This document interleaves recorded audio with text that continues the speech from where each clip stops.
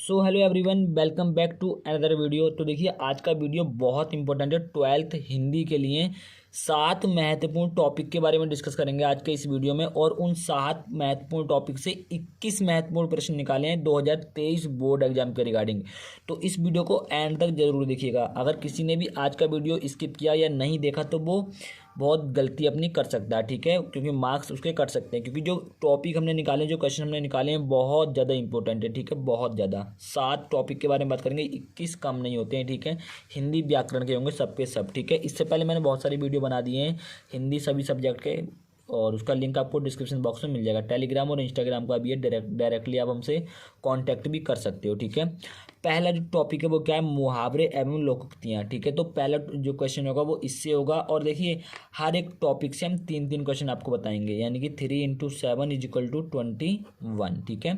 7 topic हैं, हर एक 7 topic से 3-3 क्वेश्चन आपको हम बताएंगे, ठीक है। पहला है मुहावरे एवं लोकोक्तियाँ। तो देखिए इसमें जो पहला क्वेश्चन है वो है आँख का तारा। आँख का तारा मतलब क्या होता है कि हद से ज़्यादा प्यारा, ठीक है, हद से ज़्यादा प्यारा। इसका अर्थ क्या है, अत्यधिक प्यारा। अब इसमें क्वेश्चन कैसे देगा, ऐसे क्वेश्चन देगा कि निम्नलिखित मुहावरों एवं लोकोक्तियों का अर्थ लिखिए और उसका एक वाक्य प्रयोग कीजिए, ठीक है। ये ऐसे क्वेश्चन आपको देगा, तो आपका मुहावरा या लोकोक्ति आपको दिया जाएगा, तो उसका आपको अर्थ लिख देना है। जैसे आँख का तारा, इसका अर्थ क्या होता है, अत्यधिक प्यारा। अब वाक्य प्रयोग क्या है, राम अपने माता पिता की आंख का तारा है, यानी कि जो आपको मुहावरा दिया होगा वो आपके वाक्य में कहीं ना कहीं पे प्रयोग होना चाहिए, ठीक है। जैसे कि ये यहाँ पे प्रयोग है, ठीक है, समझ में आया। आप राम की जगह गणेश उणेश कुछ भी आप ले सकते हो, ठीक है। तो जो भी आप वाक्य बनाओगे तो उस वाक्य में आपका जो मुहावरा दिया होगा वो आपका आना चाहिए, मुहावरा या लोकोक्ति, ठीक है। समझ में आ गया, बहुत ईजी है। अगला जो है वो है ये एक, देखिए ये एक लोकोक्ति है, आपने भी सुनी होगी, आपके यहाँ पे बोली जाती होगी, बंदर क्या जाने अदरक का स्वाद। यानी कि क्या है कि मूर्ख व्यक्ति जो होता है वो गुणों के महत्व को नहीं समझ सकता। यानी कि कहना क्या चाह रहा है कि जो चीज़ जिसके पास नहीं है वो उसी का महत्व समझेगा, लेकिन जो चीज़ जिसके पास है वो महत्व नहीं समझेगा। तो जो मूर्ख व्यक्ति होगा वो गुणों के महत्व को नहीं समझ सकता, ठीक है। वाक्य प्रयोग क्या है कि अज्ञानी व्यक्ति शिक्षा के महत्व को नहीं जानते, तभी तो कहा गया है बंदर क्या जाने अदरक का स्वाद। समझ में आया, बहुत इजी टॉपिक है भाई। अब देखिए ईद का चांद होना। ईद का चांद होना मतलब कि कभी कभी दर्शन देना। इसका मतलब क्या हुआ कि ईद का चांद क्या रोज दिखता है, बताइए, ईद का चांद क्या रोज दिखता है, नहीं दिखता ना। तो जैसे कि ईद का चांद कभी कभी दिखता है, तो इसका मतलब क्या हुआ कि कभी कभी दर्शन देना। इसका वाक्य प्रयोग क्या हो गया कि नौकरी लगने के बाद मेरा मित्र ईद का चांद हो गया। यानी कि जैसे ही मेरे मित्र की नौकरी लगी वो मुझे बहुत कम दिखने लगा। यानी कि मैंने उससे क्या कह दिया कि नौकरी लगने के बाद मेरा मित्र ईद का चांद हो गया। समझ में आ गया, बहुत ईजी है। अब देखिए जो अगला क्वेश्चन होगा, यानी कि देखिए 3 क्वेश्चन मैंने आपको बता दिए एक टॉपिक से, ठीक है, 3 क्वेश्चन मैंने एक टॉपिक से आपको बता दिए। अब जो चौथा क्वेश्चन होगा वो अपने नेक्स्ट टॉपिक से होगा। संधि विच्छेद है दूसरा टॉपिक जो है अपना, वो संधि विच्छेद है। अब संधि विच्छेद से जो चौथा क्वेश्चन है वो क्या है, महोत्सव का संधि विच्छेद क्या है। क्वेश्चन बहुत इंपॉर्टेंट है, नो डाउट, आपको वीडियो एंड तक देखना है। महोत्सव का संधि विच्छेद क्या है। अब देखिए संधि जो है आपकी, आपको थोड़े रूल रेगुलेशन पड़े होंगे संधि के, अगर आपको आता होगा तो आप इजीली कर सकते हो। थोड़ा सा देख लीजिएगा, कोई दिक्कत वाली बात नहीं है। इस वीडियो के नीचे कमेंट कर दीजिएगा, मैं आपको एक प्रॉपर वीडियो लेके आऊँगा संधि विच्छेद पे, ठीक है। तो इसका देखिए बताइए, माह प्लस उत्सव, खाए माह प्लस उत्सव, गाय महो प्लस उत्सव, या फिर गाय माह प्लस उत्सव। तो आपको ये बताना है, तो इसका ऑप्शन नंबर घ बिल्कुल करेक्ट हो जाएगा, यानी कि माह प्लस उत्सव। महोत्सव का जो संधि विच्छेद क्या हो जाएगा, माह प्लस उत्सव। तो अब जो 5 नंबर का है वो है मदनोत्सव का संधि विच्छेद है। तो का है मदनो प्लस तस्वा, और खाए मदन प्लस उत्सवा, गाय मद प्लस नोत्सवा, और गाय मदनो प्लस उत्सवा। देखिए आपने यहाँ पे पढ़ा होगा कि जैसे मदन, ठीक है, तो इस मदन के पीछे देखिए हल्का सा आ होगा, एक छोटा आ होगा ना, छोटा आ होगा, समझ रहे हो। अब वही मैं कह रहा हूँ कि आपको रूल रेगुलेशन पता होना चाहिए, बहुत ईजी है। मदनो प्लस उत्सव, यानी कि इसका हो जाएगा मदन प्लस उत्सव। आप क्वेश्चन देख लीजिए, कोई बात नहीं है, क्वेश्चन आपको याद रखना है, ठीक है, थोड़ा सा। अब देखिए अगला क्वेश्चन है अध्यापी का संधि विच्छेद है। अधि प्लस आपी, अध्य प्लस अपी, अधि प्लस अपी, एंड आ प्लस व्यापी। तो ये आपको बताना है, तो इसका ऑप्शन नंबर खा बिल्कुल आपका करेक्ट हो जाएगा, अध्य प्लस अपी, ठीक है। समझ में आया। अब देखिए 6 क्वेश्चन हो गए अपने, 3 क्वेश्चन इस वाले टॉपिक से भी हो गए। जो 7वां क्वेश्चन होगा वो नेक्स्ट टॉपिक से होगा। तो नेक्स्ट टॉपिक है विभक्ति और वचन। तो इसमें भी थोड़े से रूल रेगुलेशन आपको पढ़ने पड़ेंगे, विभक्ति और वचन में भी बहुत ईजी है ये टॉपिक भी। तो विभक्ति और वचन बताना है, ठीक है। तो देखिए जैसे हमें कोई शब्द दिया होगा तो उसमें आपको विभक्ति और वचन पूछेगा, जैसे राज्ञा, तो राज्ञा में जैसे ये 7वां टॉपिक है राज्ञा, तो इसमें बताइए द्वितीय विभक्ति बहुवचन, पंचमी विभक्ति बहुवचन, तृतीय विभक्ति एक वचन या फिर चतुर्थी विभक्ति एक वचन। तो इसमें आपको ऑप्शन नंबर कौन सा करेक्ट हो जाएगा? ऑप्शन नंबर ग आपका बिल्कुल करेक्ट हो जाएगा। इसमें तृतीय विभक्ति एक वचन है, ठीक है। अगला है वो माधवस्य। माधवस्य में क्या है बताइए? ऑप्शन नंबर का है षष्ठी विभक्ति द्विवचन, ऑप्शन नंबर का है षष्ठी विभक्ति एक वचन, ऑप्शन नंबर ग है चतुर्थी विभक्ति एक वचन या फिर ऑप्शन नंबर ग है चतुर्थी विभक्ति एक वचन, ठीक है। ये अपना डबल डबल हो गया, शायद मुझे लग रहा है मैंने मिस्टेक कर दिया होगा यहाँ पे, शायद क्या होगा तृतीया, ठीक है, तृतीय विभक्ति एक वचन। तो बताइए कौन सा ऑप्शन इसमें से आपका करेक्ट हो जाएगा? तो ऑप्शन नंबर खा आपका बिल्कुल करेक्ट हो जाएगा। इस वर्ड में षष्ठी विभक्ति एक वचन होगा, ठीक है। अगला क्वेश्चन जो है वो नेक्स्ट पेज पे है, तो नेक्स्ट पेज पे चलते हैं। तो देखिए क्वेश्चन नंबर 9 है सर्वश्याम। तो सर्वश्याम में बताना है आपको द्वितीय विभक्ति एक वचन है, ऑप्शन नंबर खा सप्तमी विभक्ति एक वचन बहुवचन है, ऑप्शन नंबर घ षष्ठी विभक्ति बहुवचन है या फिर ऑप्शन नंबर घ सप्तमी विभक्ति एक वचन है।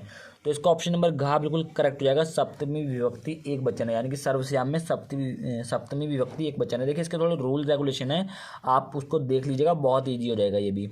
अब है शब्द युग्म। शब्द युग्म का मतलब क्या है कि दो शब्द युग्म दिए होंगे, आपको जोड़ा दिया होगा शब्दों का, उसका अर्थ आपको एक तरीके से बताना पड़ेगा, ठीक है। जैसे अचार आचार, तो देखिए पहले आपको नीचे आप शब्द इन शब्द युग्मों का ही नीचे अर्थ दिया होगा, तो पहले अचार है तो अचार का अर्थ होगा, बाद में आचार है तो आचार का अर्थ होगा, ठीक है। ऐसा आपको बताना है। तो ऑप्शन नंबर का है बुरा आचरण और अच्छा, खा है मुरब्बा और आचरण, ऑप्शन नंबर घा है स्थिर और जल या फिर ऑप्शन नंबर घा है आम और चारा। अब देखिए अचार का मतलब क्या होता है? मुरब्बा होता है, और आचार का मतलब होता है आचरण, ठीक है। तो इसका ऑप्शन नंबर खा बिल्कुल करेक्ट हो जाएगा, मुरब्बा और आचरण। समझ में आ गया? बहुत ईजी है, ठीक है। अगला है प्रणय एवं परिणय, ठीक है, प्रणय परिणय, ठीक है। तो आपको बताना है क्या है? ऑप्शन नंबर का है परिणाम और परिणाम, ऑप्शन नंबर घा है परिणाम और परिणाम, ऑप्शन नंबर गा है प्रेम और विवाह, ऑप्शन नंबर घा है प्रेम और प्रियाठा, ठीक है। ये आपको बताना है इसमें। अब देखिए मैंने यही चीज़ की थी कि जो पहले होगा वो पहले आएगा, जो बाद में होगा वो बाद में ही आएगा, ठीक है। तो प्रेरणा का मतलब होता है प्रेम यानी कि प्यार, और परिणय का मतलब होता है विवाह, ठीक है। आपने जब कार्ड शादी के कार्ड देखे होंगे तो उसमें परिणय दिखा है लिखा हुआ, शादी के कार्ड जो होते हैं तो उसमें परिणय लिखा होता है ना, परिणय। तो परिणय का मतलब क्या होता है? विवाह होता है, ठीक है। जिसको पता होगा अच्छी बात है, जिसको नहीं पता एक बार कार्ड देखिएगा शादी का, उसमें परिणय लिखा हुआ होता है, ठीक है। तो इसका ऑप्शन नंबर गा बिल्कुल आपका करेक्ट हो जाएगा। अब ऑप्शन नंबर 12 तो हर किसी को पता होगा, ऑप्शन नंबर नहीं, क्वेश्चन नंबर 12 अन्न अन्य। तो देखिए अन्न का मतलब अनाज और अन्य का मतलब क्या होता है? दूसरा। जैसे कहते हैं ना किसी अन्य को दे दो, तो अन्य का मतलब होता है दूसरा, ठीक है। तो अनाज और दूसरा ऑप्शन नंबर का बिल्कुल आपका करेक्ट हो जाएगा, ठीक है। ये तो बहुत ईजी था, कोई भी इसको बता सकता है, ठीक है। अनेकार्थी शब्द, यानी कि देखिए अनेकार्थी शब्द का मतलब कह सकते हैं हम पर्यायवाची शब्द की किसी एक शब्द को और क्या कह सकते हैं हम, ठीक है। ये हमसे पूछता है इसमें, ठीक है। बिल्कुल भी मार्क्स आपके इन टॉपिक में कटेंगे नहीं, हिंदी व्याकरण बहुत ईजी होता है, बिल्कुल भी एक भी मार्क्स आपका कटेगा नहीं, थोड़ा सा ध्यान देने की जरूरत है आपको, ठीक है। अनेकार्थी शब्द में पहला आपका आएगा क्वेश्चन नंबर 13 अंबर। अंबर को हम क्या बोलते हैं? और आकाश बोलते हैं, वस्त्र बोलते हैं, एक इत्र भी बोलते हैं, और इसे आसमान भी बोल सकते हैं, ठीक है। और भी लिख सकते हैं। चौथा आप रात को हम क्या बोलते हैं? रात्रि बोलते हैं, और निशा भी बोलते हैं रात को, ठीक है। पयोदर को क्या बोलते हैं? बादल और समुद्र भी, ठीक है। पयोदर जो होता है समुद्र का पर्यायवाची भी होता है और बादल का पर्यायवाची भी होता है, ठीक है।